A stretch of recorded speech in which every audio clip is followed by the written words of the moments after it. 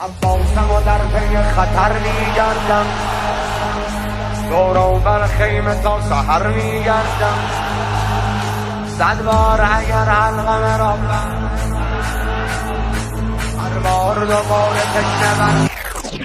علم داغ چرخان بزن قلب گردان، یه لشکر هراسان از آن تیغ ابرو، از آن زور و بازو علی، از آن صوت بالا تنین دلارا، رجزهای غرام بخوان شیر حیدر، بزن سرز کافر الله الله، با یه ضرب مارد و زدی زمین الله الله، دلهاره گرفته لشکر لعین الله الله، با شجاعت مثل کوه استوار الله الله، یک تنه مثل یه مرد آهنین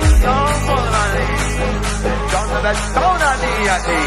علی تردیس زمانه جان دو جهان، اول فتح حامی امامه و توفان زمانه، اول فتح تکرار علی در هر جا و مکان، اول فتح علمدار جهانگیر جهاندار سپهدار، علمدار علمدار علمدار علمدار، سیدنا یا ابو فاضل، سیدنا یا ابو فاضل، سیدنا یا ابو فاضل. عباس که دستان خدایی دارد، به به که چه ایوان طلایی دارد، ایوان نجف زیارتش آمد و گفت اول فصل ایوان شما عجب صفایی دارن علی مدد. تو ای ماه شبها، تو ای شاه اعلا، یلن کار زارا سپهدار لشر، شکوه تو محشر علی، تو عالی عالم به دست عوالم، یلن آل هاشم خداوند احساس، اول فضل لبا ماشاءالله، قمر با جنم شط فرات ماشاءالله، به بینم وقارا و جنان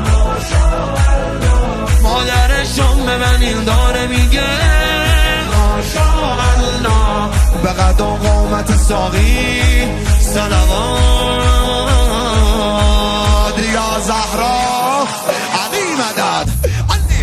بنده رو غیه سر بنده رو غیه، اول فتح هستی تو دلیل لبخنده رو غیه، اول فتح من عاشق دستم ماننده رو غیه، اول فتح جهانگیر